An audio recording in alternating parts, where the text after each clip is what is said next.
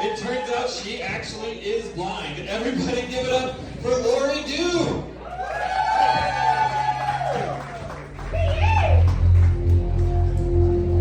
Alright, one of these days they'll learn to just leave the stand over here. And then we can all quit doing the stand shit. Alright, Alfred, sit. Sit.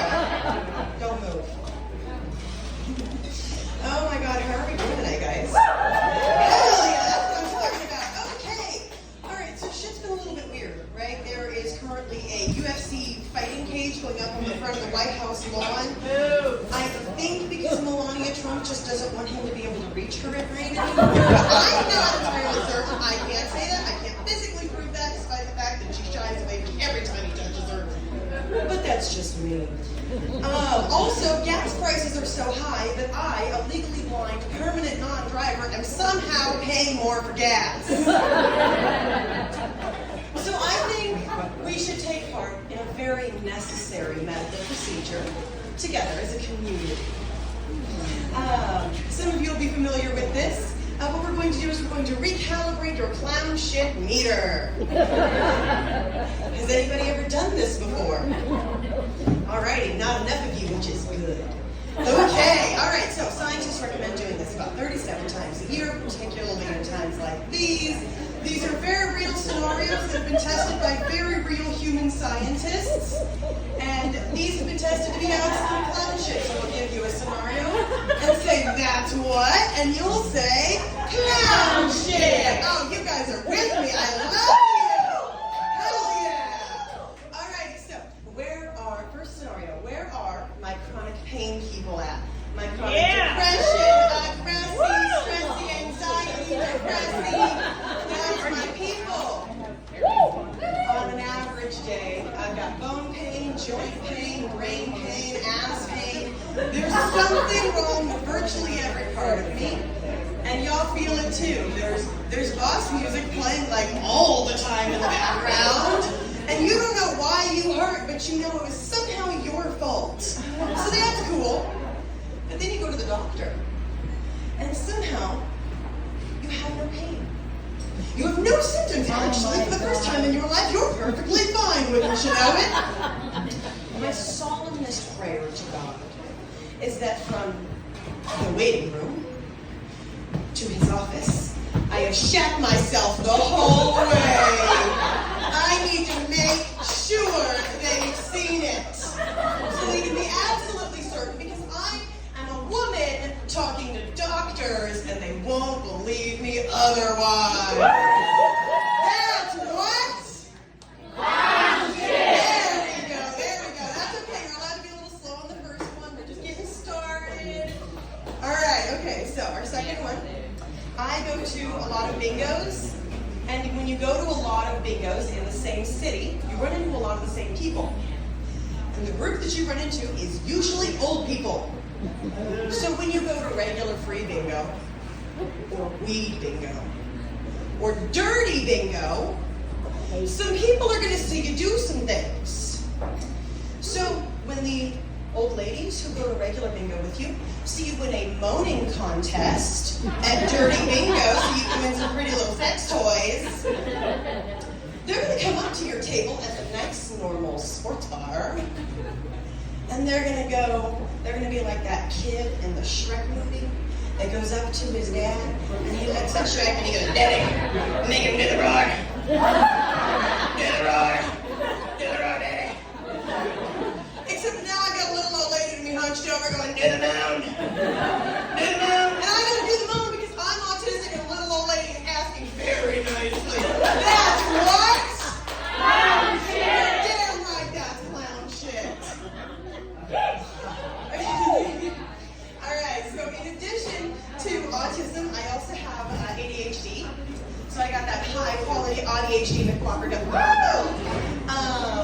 and I, for example, tend to forget my sets midway through the set, but I also can't keep track of who's who. Who remembers Lisa Frank? Yes, okay, yes. Lisa Frank was the pretty rainbow folders that had the unicorns and the tigers and the characters that apparently had backstories.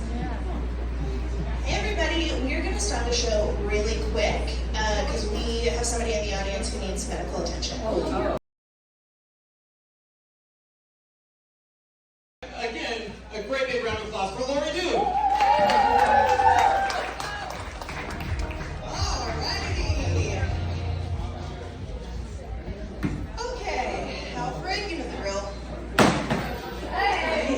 He's used to it, he'll be fine. He's made of aluminum, they collapse and things. Alright, we're calibrating our clown shit meters if I remember correctly. I was telling you guys about Lisa Frank, but I have got to tell you guys that I love Lisa Frank notebooks. As a little girl, I absolutely adored them. What I didn't love is the ADHD that made me connect with you and tell all of my friends that I think Anne Frank notebooks are wonderful. Yeah, oh, I love them. Oh, just the more of the Anne Frank notebooks I could get, the better. And it didn't stop there. You get into middle school and you learn about more people. And you're like the ones, you don't see it with their faces. So, I spent all this time learning the difference between learning who Charles Manson is and then Marilyn Monroe. And I get to middle school and I hear about Marilyn Manson and now I've got fucking questions. Who the hell are you people? So, I really truly wish I could say it stopped there though, because the ADHD is relentless. Janet Jackson, Michael B. Jordan, Michael Myers, Mike Myers, Oscar Mayer. Who are you people? One of you is Shrek doing the roar, and one of you is Michael Myers in an inside-out William Shatner mask, and God forbid you ask me who's who. That's what? Wow, yeah! You guys put back up very nicely. Alrighty, alright, we need our last little calibration bit. We talked a little bit about the Gen Z, well, the problems we have with Gen Z. We've learned a little bit that you're never too young to be the old person in the room, right? Well, recently, I've decided the kids these days got too fucking easy with this legal weed bullshit. Who here smoked weed way before it was legal? Yes, okay, a few of you. Kids these days ain't never had to crab walk around a crack garage door checking for cops. And it shows.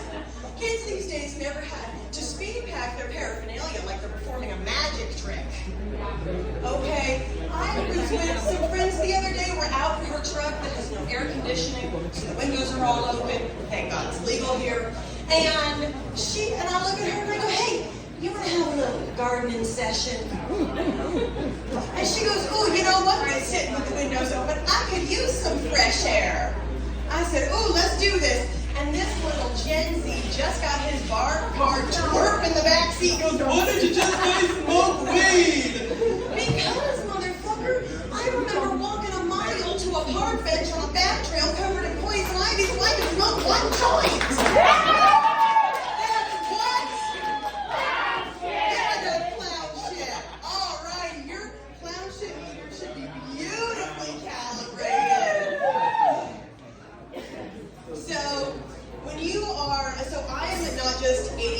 Autism, I'm not just those things. I am late diagnosed on both. I was not diagnosed with autism until I was 25, and ADHD till last year. I am turning 30 this year, y'all. That's bad. When you are 2/3 undiagnosed as a child, you're fucking weird. And when you're weird, you tend to go out to my room, you read books, and as a blind child who didn't have any friends who read books all the time, it was up to me to figure out what was in the world and what wasn't in the world. Some things weren't too bad. Finding out that Parcheesi, the board game, was not being made up by SpongeBob, it didn't hurt too bad. That was okay. Boy Scout jamborees were a little bit of a shock. To be clear, I knew the Boy Scouts were real. I just thought Boy Scout jamborees were a joke. I was engaged to a Boy Scout for 3 years and didn't find out until after we broke up. Count Chocula kind of sucked. I really, until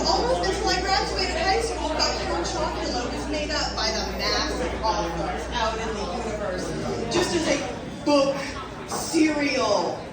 And so my friend and I are in a store, and she goes, "Ooh, look, blueberry." And I go, "What the fuck is a blueberry?" And she goes, "It's Count Chocula's brother." And I said, "That's not real." And she goes, "No, honey, you're just blind." But the one that really sucked was narwhals.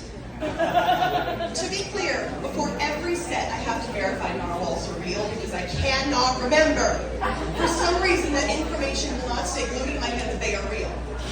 And what really gets me is I feel like those should have been on the damn Anne Frank folders. Where's our rainbow narwhals? Green folders. I said what I said. Oh my God. My partner lost his mom recently. I had to go out of town for it, and he decided to cremate her. So I had to teach him an important lesson, because they didn't tell us this when we cremated Grandma. They don't tell you that if you give your powdered loved one, if you don't give your powdered loved one a shape like a maraca every once in a while, they turn into bricks. So if you've got your loved one in a pretty shaped urn, what you have is an urn-shaped brick. Oh no. So if you're, for the first time, pulling grandma or mom or whoever out of their box, and they're in that lovely brick shape, and you haven't shaken them up recently, you might have to beat them on the ground like a bag of ice for 4th of July because they're hard as a fucking rock.